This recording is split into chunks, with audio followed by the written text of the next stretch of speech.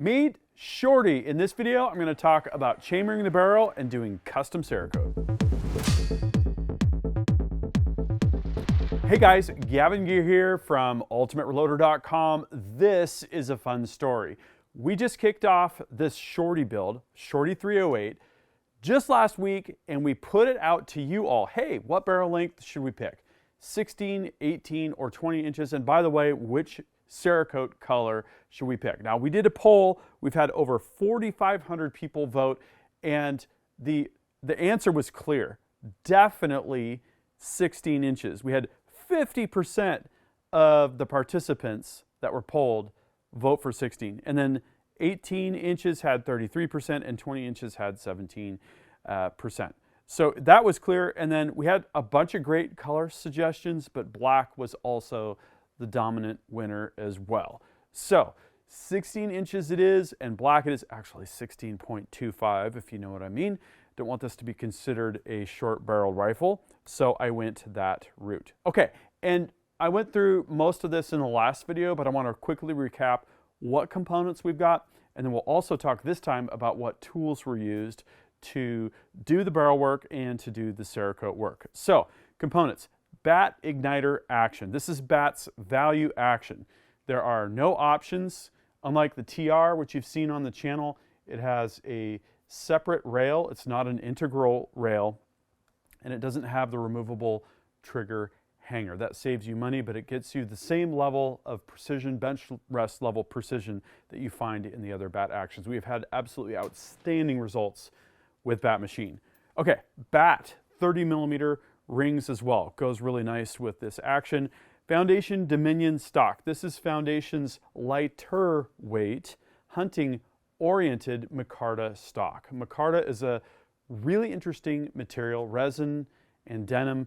The way that it gets machined creates these awesome figuring patterns. And if you look at the video that I did about the Genesis 2 in depth, I go into more detail about how micarta has unique recoil deadening properties and is a really great material for rifle stocks. A lot of PRS competitors are using these stocks, and when Dominion came out recently, I thought I got to do a build on this guy. Okay, benchmark 1 in 8.5 308. I think it was 24 or 26 inches finished was what it was originally supposed to be. 26 inches. We ended up cutting 10 inches off of the barrel to get it down to 16 inches. That's a number 4 contour. Okay, Hawkins Hunter detachable bottom metal. This is something that I used on the 7PRC build with the full custom Bergara that I just did. It's really great and compact. Overall, the goal with this rifle was to have something that's really maneuverable, that could be used for hunting, and kind of minimalistic in theme. So the Hunter DBM from Hawkins Precision was a great choice there. And I've got a Hunter mag inbound as well. The Hunter mag gives you just enough meat on the bottom to grab it and to pull it down or to insert it. It's all metal and it has 3-round capacity and is ideally suited again for that minimalistic, streamlined, optimized, lightweight package. Although lightweight was not the goal here. I also hung a TriggerTech special trigger on this rig. Felt like the perfect choice with a 1 to 3.5 pound adjustment range and all that you get with a TriggerTech special. And I'll talk about the rest here of the things that I put on the rifle when we get to completing the rifle. Okay, tools. I thought it was time. My shop, Precision Rifle Concepts, where we're going to be starting to do gunsmithing for the general public. I've got my Precision Matthews PM1440 GT down there. This is a great ultra high precision Taiwanese lathe you've seen on the channel a number of times. Since I've gotten my bigger lathe from Precision Matthews, the TL1660, it's been kind of dominating the scene, and I thought it's time to get back to the PM1440 GT and show some of the work that I've been doing on it firsthand down there. I'm using a 4-jaw chuck and outboard spider in place of the true bore alignment system that I've got on the TL1660. We'll talk about that a little bit when we get to chambering. I've got a JGS 308 SAMI spec reamer that's piloted, so it uses bushings, and I've also got a set of JGS bushings into 0.010 of an inch increments. I made a rigid reamer holder for the PM1440 GT for this build, just like what you've seen recently on the 338 Lapua build and the 7 PRC builds here on the TL1660. TL has a Morse taper number 4 taper on the tailstock. The PM1440 GT has a Morse taper number 3. So I got a blank, I did the in-place machining and got that absolutely dialed in. When you pull the reamer out, you get the nice air popping sound. Totally love it. Cuts really, really good. Okay, and then also the Short Action Customs modular barrel vise. This is something that I just use almost every time. We've got the Bravo down at the store. I happen to be up here doing the Cerakote, so I used the modular in this particular case. Okay, so that's build components and tools. Let's talk about the muzzle work. I started with muzzle work. Here was my plan. I'm going to chop the barrel down, I'm going to thread the muzzle, and then I'm going to screw on a barrel extension like this. This is a piece of barrel steel where we've got female 5/8 24 on the one end where I hacked it off, and we've got a pre-threaded muzzle with 5/8 24 here, and on the milling machine I milled some wrench flats there. So the whole strategy was get the muzzle done so that I could screw on the barrel extension, and that would give me something to hold with the outboard spider. I'm not used to doing 16-inch barrels. Most of the barrels that I chamber are in the 24 to 26-inch range, and with that type of barrel length, you can use a 4-jaw chuck and an outboard spider on the PM1440 GT because it has that short optimized headstock. Well, this is shorter than that. So for the muzzle work, I took my Grattan action blueprinting jig, put it into a 4-jaw chuck, and used 2 sets of screws to support the barrel and to dial it in. This actually worked really, really well. So I had already cut the 10 inches off of the barrel using my Precision Matthews PM1712G bandsaw. This is a horizontal vertical, great for a gunsmithing job. I put the rest of the barrel, the 16¼ inches of it, into the Grattan jig and proceeded to dial it in. And here I'm getting down to about 1/10,000th of an inch at where the crown will be, and then about an inch back in, and working the screws each time and looking at the needle on the indicator, reading off the grooves and the lands to make sure that everything is running perfectly true. So after getting that all trued up, I turned the end of the tenon, I turned the diameter of the tenon, cut my thread relief, threaded it 5/8 24, and cut the crown. The muzzle is now done, so we can screw on the barrel extension. Now instead of a 16-inch barrel, we've got a 30-some-odd inch barrel, plenty to go all the way through to the chuck jaws and to the outboard spider. I indicated the barrel to about a 1/2,000th just to get it pre-dialed, right? We need to do our pre-drilling so we can get the 10th indicator into the appropriate area, read off of the throat, and about 1.5 inches ahead of the throat to true that area. So I faced the blank, I pre-drilled the chamber, basically shoulder diameter minus 30,000ths of an inch, and then kind of what will be the finished chamber depth minus about 0.1 inches. So you have to know what your go gauge stick out is going to be. You take the base to shoulder, subtract the stick out. That's going to be your pre-drill minus about 1/10 of an inch or so. It depends on how comfortable you are getting really close to that finished chamber depth. So once the pre-drilling is done, you can bore that true. You need your reamer to hit something that's running true so that it doesn't follow something that has run out. Final indicated the throat area, what will be the throat area after the chamber's cut, to about 1/10,000th of an inch or less. Turned the tenon, threaded the tenon. This is 1 1/16 by 18 in this particular case. There's no counterbore, so it's a really easy tenon to prepare for chambering. Chambered it, and so this time I'm using the rigid reamer holder. I'm not using my new pressure flush system because I don't have that down at the store, and so I'm taking a 200 thou plunge, cleaning off the reamer, another 200 thou plunge, cleaning off the reamer, and then down to 50, and then 50, and 50, and then down to 20. And so each time I'm blowing off the chips and oil, I'm blowing out the bore for both the reamer and the bore, and then periodically checking for run out to make sure that everything is running true. Then as you're getting close, you can measure the stick out. And I used the tenon print from Bat Machine for this and found with all my calculations that it was dead on. You can basically take a Bat Machine tenon print and turn a pre-fit with it. I always check. I check with the action and a go gauge on the lathe, and I also take measurements with the action just to make sure I'm in that right neighborhood the first time I work with a particular action. That's more of a double checking kind of thing.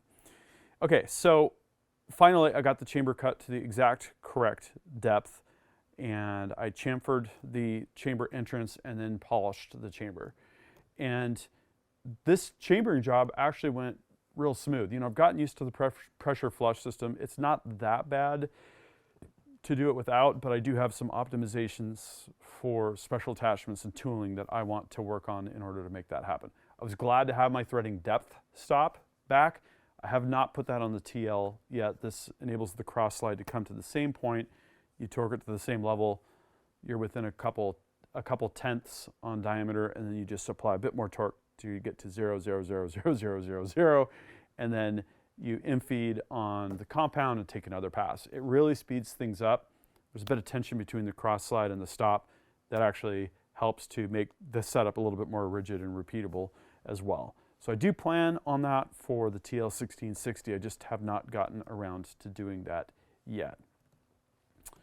Based on the work that I did with Bruce Tom at his shop, I've now incorporated VNMG inserts and related tool holders on both lathes. And what's great about that for this type of work, the breech end work, is that you can turn the tenon, turn the thread relief, and face the shoulder all with the same tool setup. So once you face the end of the tenon, you hit your DRO to 0. Now you know what your Z is, right? And I'll turn it down to the appropriate diameter, and then I'll zero out my X. Now I know anything that I see is a reduction in diameter for the thread relief. I go over to the appropriate place for the shoulder, cut it to just the right value, pull it back. Since I zeroed the DRO with a corresponding cut on the end of the tenon, I know exactly where I am. I do measure to double check. This time it was spot on. So it's about getting to the right result, and it's also about doing that efficiently, not wasting time. I don't want to cut corners, don't want to waste time, and I want to do all of this in an elegant way. I want to feel good about my tooling setup, and I want to feel good about the work that I'm doing. Okay, so after the barrel work was done, I did an engraving of our information. So here we have 308 Win, 1 and 8.5, 16 inches, and Ultimate Reloader. I put that on the fiber laser down at the store. We engraved to about 0.008 of an inch deep. It really crisp, really nice looking engraving. At that point, it was time to think about Cerakote. And here I've been taking all of my setups and all of my training and process and putting that to use. This was a very smooth Cerakote process. I used a PVC 1 1/16 by 18 threaded tube, covered up the tenon threads on the receiver side with that. I used a thread protector on the muzzle side and blasted it with 100-degree aluminum oxide in my blaster. And what's nice about this setup is that you could just unscrew both ends, blow it off with compressed air. You've got all that blasting media now gone. Then reassemble things. Now I had dipped it in the acetone tank before all this to degrease, but once it comes out of the blaster, I can hit it with air with those masking devices removed. Replace them. I support with welding wire. I've got shims on the muzzle end. I've got the PVC up at the top with tape capping off both ends because we don't want Cerakote in the chamber or in the bore. Okay, so I mixed up my graphite black Cerakote. I got the gun settings dialed just right and hit it with 2 coats. 5 minutes of flash time between coats.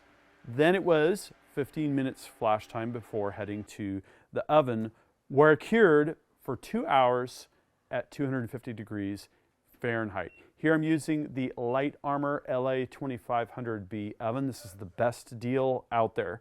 And I have a special deal with Light Armor. If you use the Oven 125 code, you'll save $125 on that already low-priced commercial-grade oven if you have a circulating fan configuration, which you want for Cerakote for sure. It came out of the oven. I let the Cerakote get down to ambient temperature and then torqued the barrel on. Okay, so again, here I'm using the Short Action Customs modular barrel vise.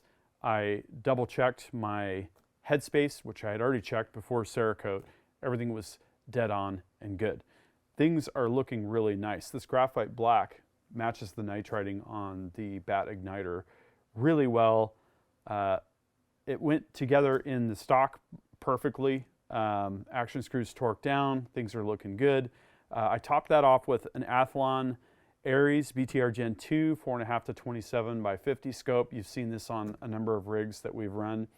I thought initially about putting an LPVO on there, and I might still do that, but since we wanted to get things tuned in at 100 yards and eventually do some accuracy testing, I thought let's go with a decent powered optic. We've got the Silencer Central Banish 30. Here we can use either the 7-inch config as you see it here, or we can screw on an extension and go to the 9-inch config. 9-inch will give us a little bit less recoil, which we tested. You're going to want to check out our full story there. We put this on the recoil rig. It'll reduce the sound a little bit more, and it'll reduce flash a little bit more. This is meant to be a handy compact rifle, and so I felt like let's run the 7-inch config. Okay, 42 inches with the suppressor as you see it here, and without the suppressor it's at 36 inches. So really quite a bit more compact than what I'm used to for a bolt gun, and I frankly really like it. It's pretty awesome. This is not a lightweight rig. It's not an ultralight, 10.5 pounds rifle and optic. That's without a magazine, that's without the bipod, and without the suppressor. So again, this is not about an ultralight backpacker. This is about a compact, fun to shoot, handy rifle, and boy, has it been fun. Really. We've shot steel targets down in our industrial yard. Guy Miner and I went up to 100 yards to do break-in testing. We were just using this bulk ammo, some Blem ammo from Hornady that we got, 168 grain AMAX bullets in factory bulk ammo.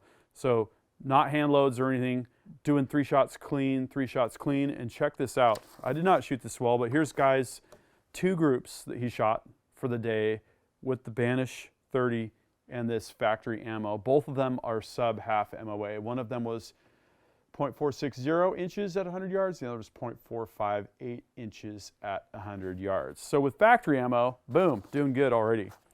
What I'm wondering is a couple things. With hand loads and maybe putting a brake on instead of the suppressor, where are we going to be able to get to? Probably better than that. That's typically the case when you're doing load development. So again, this is not even a long-range rifle, and we're already sub-half MOA. Mission accomplished. Totally liking it. Everybody that's shot this rifle wants to shoot it more. So, loving Shorty.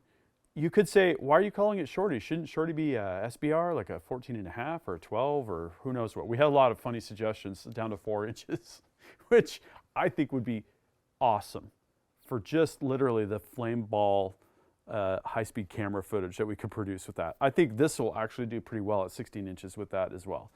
But in terms of what we're going to look at next, Guy told me after shooting this rifle, he got all excited about it. He was just like, this thing is so cool.